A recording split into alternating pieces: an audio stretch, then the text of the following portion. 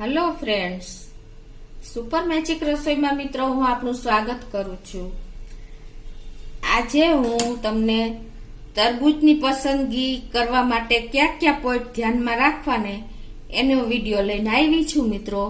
તો તમને એન્ડ સુધી આ વિડીયો કામ લાગશે તો તમે જોતા રહેજો અને તમને ગમે તો લાઈક કરજો, શેર કરજો અને સબસ્ક્રાઇબ કરવાનું તો ભૂલતા જ નહીં। તો મિત્રો અત્યારે ઉનાળો ફૂલ ગરમી ચાલી રહી છે અને માર્કેટમાં ઠેર ઠેર આપણને તરબૂચના પેલા જોવા મળે છે ઢગલા। તો આપણે તરબૂચ લેવાની ઈચ્છા થાય ને આપણે તરબૂચ લેવા જાય ને તો કયા પોઈન્ટ ધ્યાનમાં રાખવા તો તમને એકદમ લાલ, મીઠા અને રસીલા તરબૂચ તમે લઈ શકો એના હું આજે તમને બધા પોઈન્ટ્સ બતાવીશ। તો એના માટે તમને પહેલો પોઈન્ટ મિત્રો તમને કહું છું કે આપણે તરબૂચ લેવા જાય ને ત્યારે જો માર્કેટમાં ગોળ અને આવા લંબગોળ એટલે કે ઈંડા શેપના એટલે કે ઓવલ શેપના તરબૂચ જોવા મળે છે મિત્રો। તો તમારે હંમેશા આવું ઓવલ શેપ એટલે કે લંબગોળ ઈંડા આકારનું તરબૂચ જ પાસ કરવું। ઈ વધારે રસીલું, મીઠું અને લાલ કલર હોય છે। લાલ કરતા મીઠું વધારે હોય છે અને એમાં પાણીનો ભાગ પણ એટલો જ હોય છે। એટલે ગોળ તરબૂચમાં જેટલો નથી હોતો એટલો આ ઓવલ શેપમાં તમારે પાસ કરવાનું મિત્રો, ખાસ આ તમે નોટ કરજો। અને બીજું કે એક બીજો પોઈન્ટ તમને બતાવું કે તમે તરબૂચ લેવા જાઓ ને ત્યારે તમારે બે તરબૂચને હાથમાં લેવાના, 2 થી 3 તરબૂચને તમારે વજન જોવાનો। જેમાં વધારે વજન હશે ને એમાં વોટર કન્ટેન્ટ વધારે હશે એટલે કે પાણીનો ભાગ વધારે હશે અને એકદમ રસીલું હશે, મીઠું હશે। એટલે તમે આ પણ એક બીજો પોઈન્ટ ખાસ ધ્યાન રાખજો મિત્રો, બરાબર। અને તમને હવે હું ત્રીજો પોઈન્ટ બતાવું છું મિત્રો કે તમારે કલરની પસંદગી કેવી રીતે કરવી। એકદમ ડાર્ક કલર, ભૂખરો, એકદમ ડાર્ક એટલે આમ શાઇનિંગ વાળો કલર ન હોવો જોઈએ તરબૂચનો, આવો ઘાટો કલર અને રફ કલર જેવો લાગવું જોઈએ। આમ એકદમ શાઇનિંગ મારતી હોય ને એ તરબૂચ તમારે સમય કરતા વેપારી લોકોએ વહેલું તોડી લીધું હોય બજારમાં મૂકવા માટે। એટલે હંમેશા તમારે આવો એકદમ ઘાટો કલર, આવો ઝેરી કલર તમે જોઈ શકો છો આ તરબૂચનો કલર આવો અને રફ લાગવો જોઈએ, શાઇનિંગ ટૂંકમાં ન હોવી જોઈએ કે એકદમ આછો કલર નો હોવો જોઈએ, એવું તમારે કલરમાં ચૂઝ કરવાનું છે મિત્રો।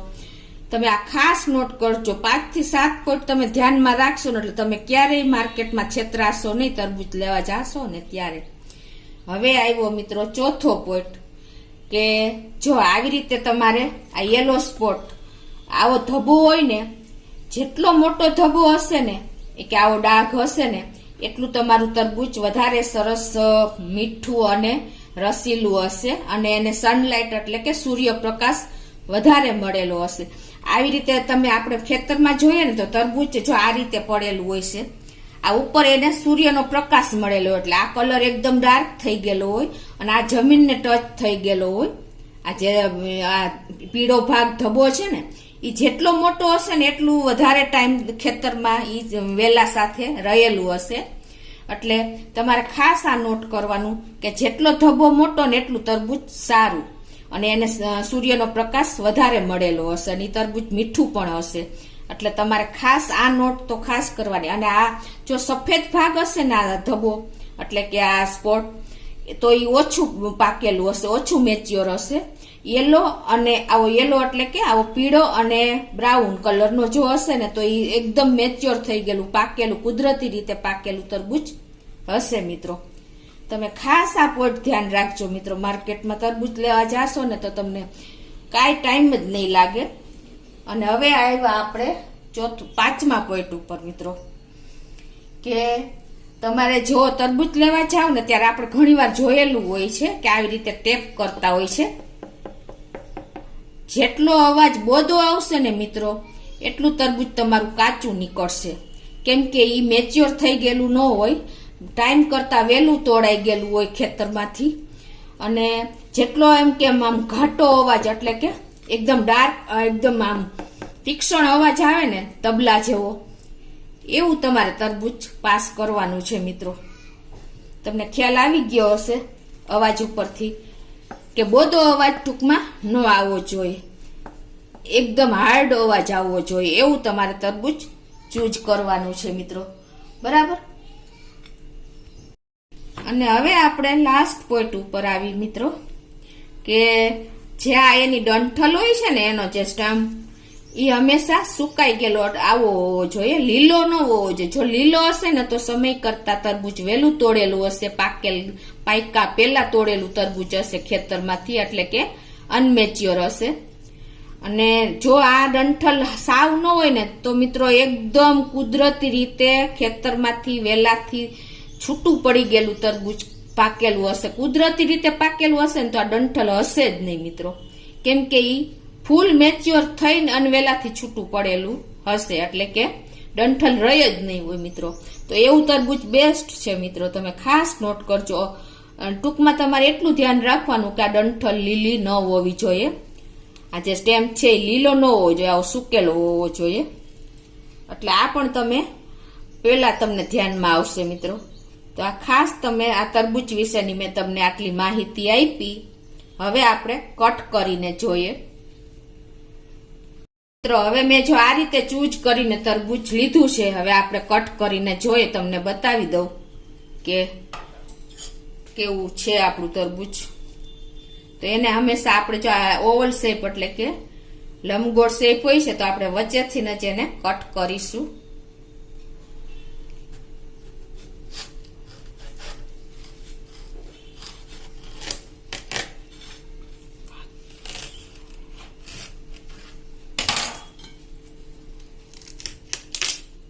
જો મિત્રો છે ને આપણું એકદમ લાલ તરબૂચ. જો તમારે આટલા પોઈન્ટ ધ્યાનમાં રાખશો ને તો તમે ક્યારેય તરબૂચ લેવામાં છેતરાશો નહીં અને તમે તરબૂચનો ફૂલ આનંદ લઈ શકશો મિત્રો. એકદમ લાલ, મીઠું અને રસીલું, પાણીનો કન્ટેન્ટ ફૂલ છે. જો મિત્રો તમને પાણી પણ દેખાતું હશે, જો છે ને. તો આટલા પોઈન્ટ તમારે ખાસ ધ્યાન રાખવાના મિત્રો, કે આપણે તરબૂચનો કલર એકદમ આવો ઘાટો હોવો જોઈએ, એટલે કે ડાર્ક કલર હોવો જોઈએ, શાઇનિંગ ન હોવી જોઈએ અને એકદમ રફ લાગવું જોઈએ.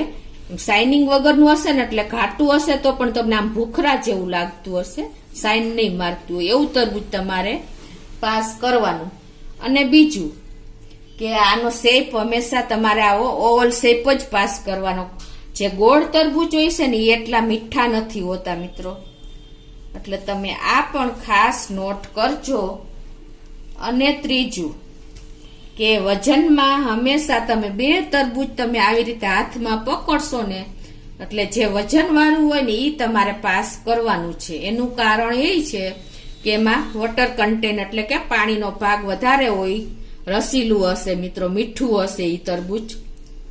અને ચોથું મેં તમને બતાવ્યું એમ કે આ ડંઠલ લીલી કલર નો હોવો જોઈએ. જો લીલો હશે તો ટાઈમ કરતા ખેતરમાંથી વહેલું કટ થઈ ગયું હશે માર્કેટમાં મૂકવા માટે. અને આવું એકદમ ડંઠલ વગરનું હોય તો બેસ્ટ છે, અને આવું સુકેલી ડંઠલ હોય તો એ મેચ્યોર થઈ ગયેલું છે મિત્રો, એ તમે ખાસ નોટ કરજો. અને પાંચમું મિત્રો કે એનો અવાજ એકદમ તમે આમ કરશો ને એટલે એકદમ ઘાટો અવાજ એટલે કે તબલા જેવો અવાજ આવશે. બોધો અવાજ હશે ને તો મિત્રો તમારું તરબૂચ અંદરથી સાવ સફેદ નીકળશે અને પાકેલું નહીં હોય, એટલે કે મેચ્યોર નહીં થઈ ગયેલું હોય. અને છેલ્લું મિત્રો કે આ જે આ સ્પોટ તમને યલો કલરનો એટલે કે પીળો જે આ ધબ્બો દેખાય છે ને એ જેટલો મોટો હશે ને એટલું તમારું તરબૂચ પાકેલું, રસીલું અને મીઠું હશે. અને એને સનલાઇટ એટલે કે સૂર્યનો પ્રકાશ વધારે મળેલો હશે એટલે એનો કલર પણ એટલો જ ડાર્ક હશે. અને ધબ્બો જેટલો મોટો હશે એટલું ખેતરમાં વેલા સાથે વધારે જોઈન્ટ થઈ ગયેલું તરબૂચ હશે, એટલે કે મેચ્યોર, મીઠું, કલરમાં લાલ અને રસીલું તરબૂચ હશે મિત્રો.